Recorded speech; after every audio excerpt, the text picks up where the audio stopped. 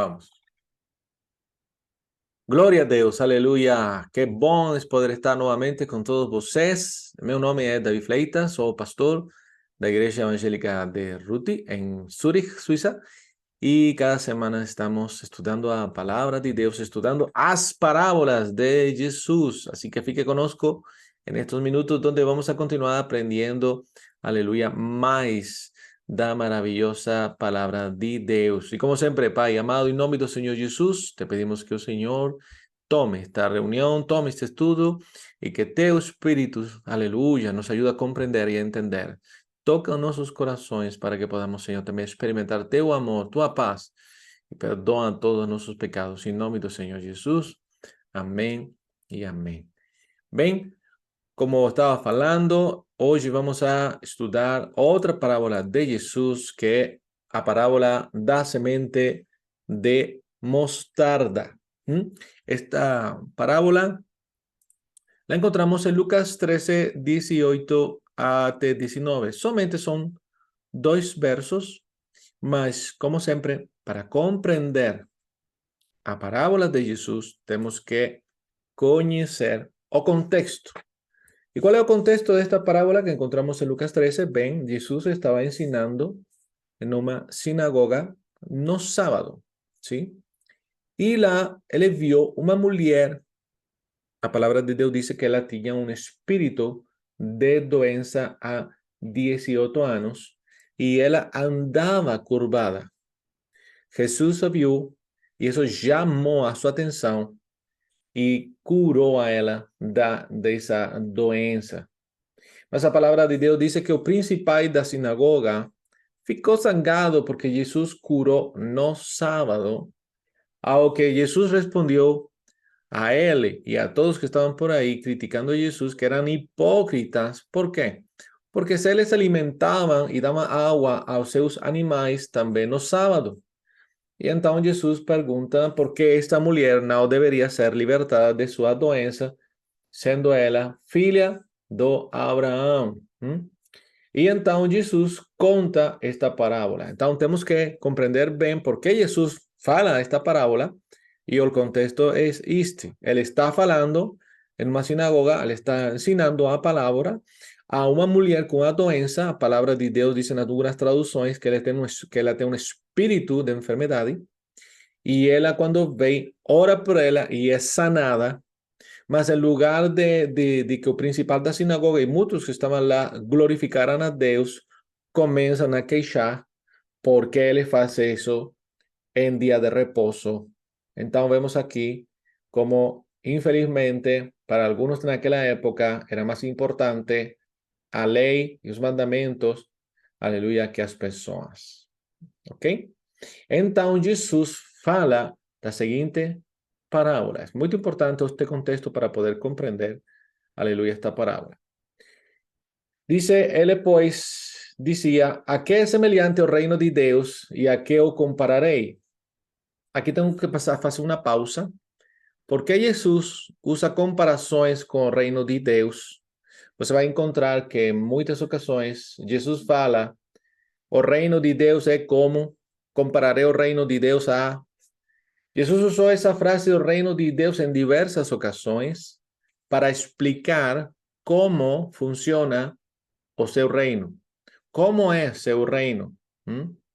Quando ele disse, falava muitas vezes, o reino de Deus está perto, o reino de Deus chegou até vocês, o reino de Deus está próximo de você. Era porque ele é o reino de Deus. Ele é o rei dos reis e senhor dos senhores. Tá? Quando Jesus falava, o reino de Deus está perto, o reino de Deus está próximo, era porque ele está próximo. Suas palavras e milagres fazem parte desse reino. Aleluia. Quando nós nos reunimos, aleluia, em nome do Senhor Jesus, estamos congregados em seu nome, e ele prometeu que estaria conosco, ¿verdad? Sabemos que é uma expressão, aleluia, que acontece por meio da presença do Espírito Santo. Por quê? Porque Jesus está à destra do Pai no reino dos céus. Amém? Então, ele está no físicamente, espiritualmente, está conosco quando nos reunimos. Então, o reino de Deus está, aleluia, no momento que cultuamos a Deus, no momento, aleluia, que estamos adorando, no momento que estamos glorificando o Senhor, no momento que estamos orando juntos, no momento que estamos escutando a palavra de Deus, lá está o reino de Deus. E se lá está o reino de Deus, se lá está Jesus, podemos esperar palavra do Senhor, podemos esperar milagres, podemos esperar prodígios, podemos esperar sinais. ¿Por quê? Porque Jesús está lá. Amén. Y es por eso que cuando nos reunimos, tenemos que tener bien claro, aleluya, que cuando vamos a alguna actividad de iglesia, sea un culto, sea una reunión de oración, una vigilia, nos vamos ao encontro de Jesus. Aleluia. Vamos ao encontro de Jesus. É bom estar com os irmãos, é bom estar com a congregação, pero nosso desejo maior que tudo deve ser estar com aquele que morreu, aleluia, e perdonou meus pecados. Então, eu busco a Jesus. Quando vou para a igreja, eu busco a Jesus. Eu busco a sua presença. Eu busco, aleluia, a sua palavra, em seus ensinamentos. Eu busco, aleluia, seus milagres. E claro, Deus usa ao pastor, usa irmãos para falar, para ministrar. O Senhor usa a seu corpo, porque a igreja é o corpo de Cristo. Amém? Então, portanto, o reino de Deus não é apenas o céu ou o futuro do seu reino aqui na terra, mas também onde existe um povo que adora a Deus, que adora seu nome, que se rende a Ele e que lhe obedece. Amém? Então, Jesus fala que é semelhante ao reino de Deus e a que eu compararei. Então, aqui, aleluia, está falando não de algo que vai acontecer no futuro, sino que está falando da sua igreja. Amém? Está falando da sua igreja, porque onde estén dos ou três, Ele está e aí está o reino de Deus. Versículo 19 diz: é semelhante a um grão de mostarda que um homem tomou e lançou na sua horta, cresceu e fez-se árvore, e em seus ramos se aninharam as aves dos céus. Então, eu tenho que dizer sobre isto que existen duas interpretações desta parábola, e aqui donde eu vou deixar que você, verdade, com a sabedoria, direção do Espírito, você tome qual é a interpretação que talvez mais se aproxima, aleluia, ao lo que Jesus falou. Uma dessas interpretações, a mais conhecida, diz que Jesus compara o seu reino a uma semente muito pequena, que é o grão de mostarda. Ele seria esse grão de mostarda que morre, mas que dá o fruto, um crescimento tão grande que se espalha pelo mundo e influencia até atingir as partes mais altas da sociedade. Essa é a interpretação mais geral, mais conhecida deste texto. De que, aleluia, ele é esse grão de mostarda pequena, mas que, aleluia, é sembrada, pero crece. Como a igreja, ¿verdad? Que ha crecido tanto, que ha crecido de tal manera, aleluya, que se ha esparcido por todo el mundo, que son muchos los que ya conocen el evangelio de Jesús, que ya conocen, aleluya, a palabra, que ya conocen a Jesús, y que no importa o alto que las personas puedan estar, dice que hasta las aves dos céus van y aniñaran a aves dos céus, para la verdad, de llegar a ciertas alturas.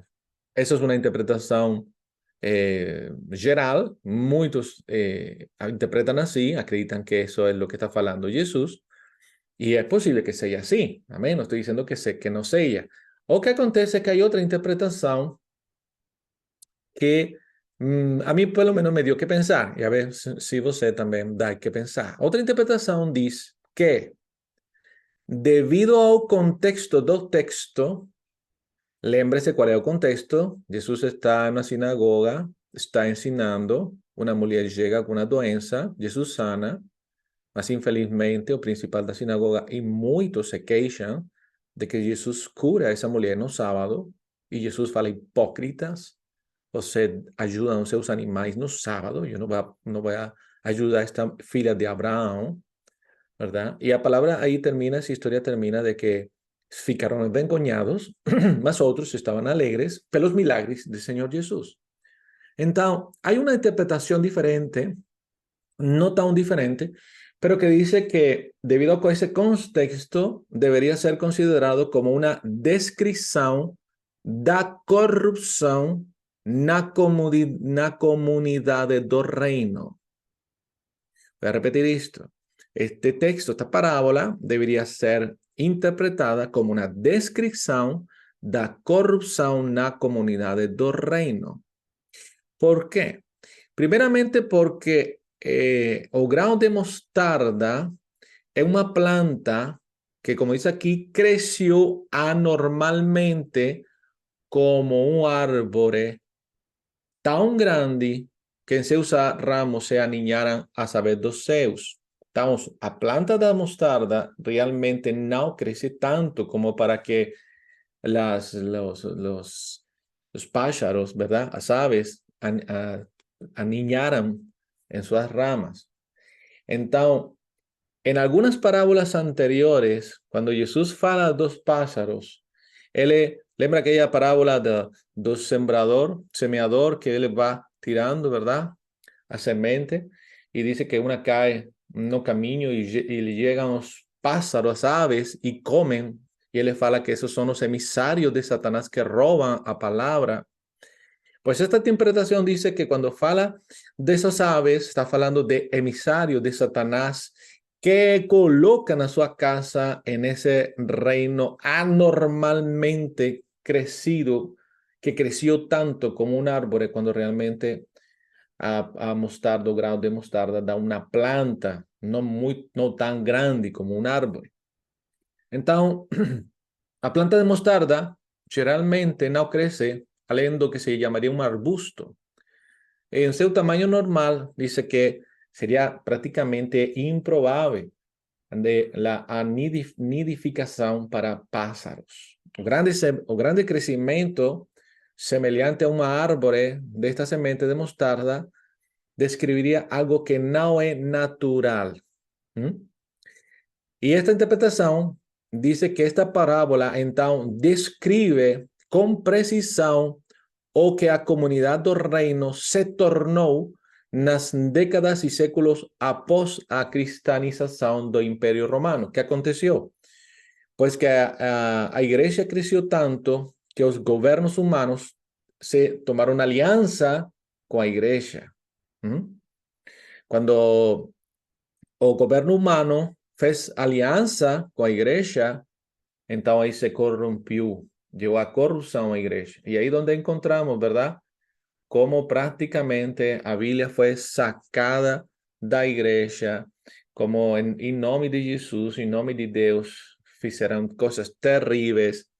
Llegó un tiempo de mucha oscuridad espiritual para el mundo, mucha oscuridad espiritual para la propia iglesia, cuando la iglesia se convirtió en un gobierno.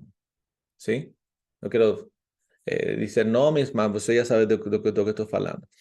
Quando o governo humano toma o controle da igreja, chega a corrupção.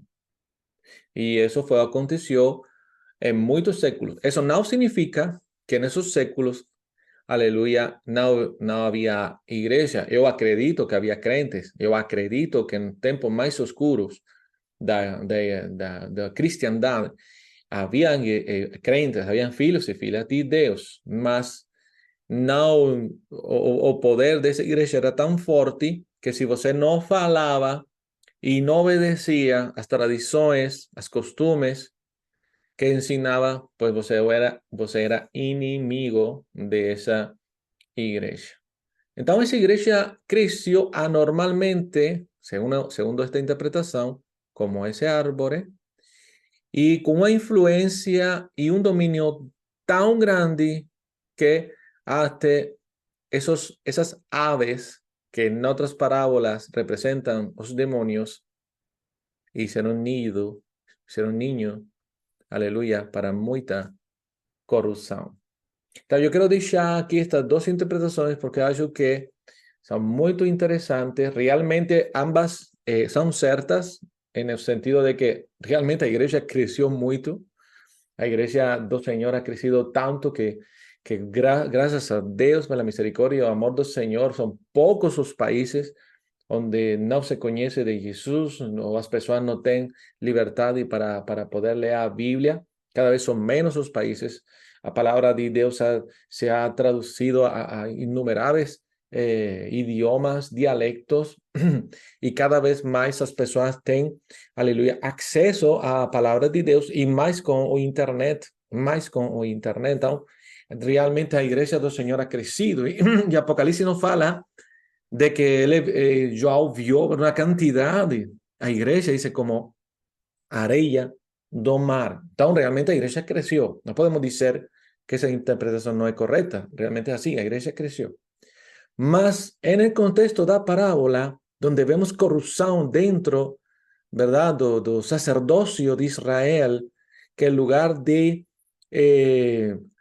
adorar e alabar a Deus pelo milagre feito na pessoa dessa mulher, eles estavam consume com celos da lei, dos mandamentos, mais que do amor e a misericórdia do Senhor. Eu acho que ambas interpretações estão corretas. Para mim, esta segunda interpretação, que eu não conhecia realmente, me ha dado muito que pensar, porque realmente foi assim também. Então, o que podemos aprender dela? Bem, de acordo com o contexto anterior, nada e ninguém irá para o crescimento do reino de Deus. Nem os religiosos, nem o poder mundano, nem o poder das trevas, nada irá parar o crescimento do reino de Deus, isto é, que sua igreja. Amém? ¿Por quê? Porque é Deus quem sustém, Deus é quem salva, Deus é quem cuida, Deus protege. Ninguém vai ir para o crescimento da igreja. Isso é assim. Mas também nós temos que ter cuidado para que este crescimento, algo que debe ser natural, não se converta em algo antinatural ou anti-espiritual. Como pode acontecer? Quando a igreja é governada pelos desejos humanos. Quando a igreja é governada pelos desejos, pelas emoções, pelos planos, pelo coração humano e não pelo Espírito de Deus. Então temos que ter cuidado disso. Porque quando a igreja é governada pelos desejos humanos, sempre haverá uma porta aberta para a influência do maligno. Isso sempre vai acontecer, ¿sí? Ninguém pode dizer, eu estou fazendo isto porque eu tenho amor no meu coração e o inimigo não pode entrar. Não, isso é impossível. A única maneira de nós poder resistir ao maligno é submeternos a Deus. Amém? Você não pode resistir ao inimigo se primeiro não se sujeita, não se submete a Deus.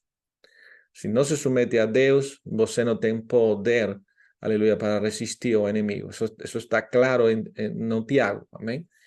Então, temos que submeter nossos desejos, temos que submeter nossos planos, temos que submeter até lo que nós podemos pensar do que a igreja, o crescimento da igreja, submeter ao Espírito de Deus, para que o crescimento da igreja seja natural, conforme a la vida do Espírito.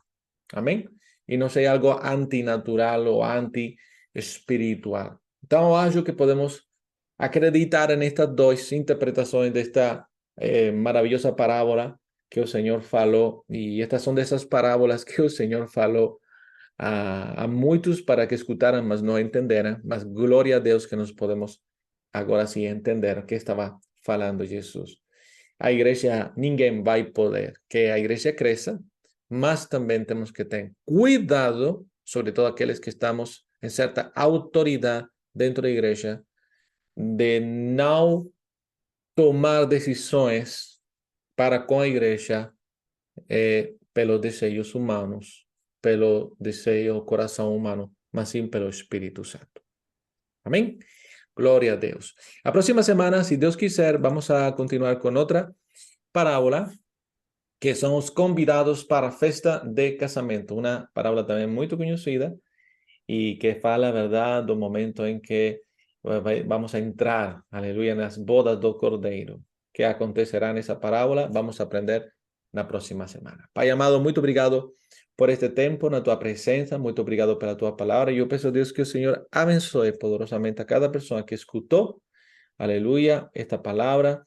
Y que el Señor nos ayude a vivir no espíritu. Señor, tanto si tenemos autoridad o no tenemos autoridad delegada por Dios en la iglesia, Señor, sabemos que no podemos vivir segundo a carne, mas sí segundo o espíritu. Obrigado porque tu obra crece, porque tu iglesia crece.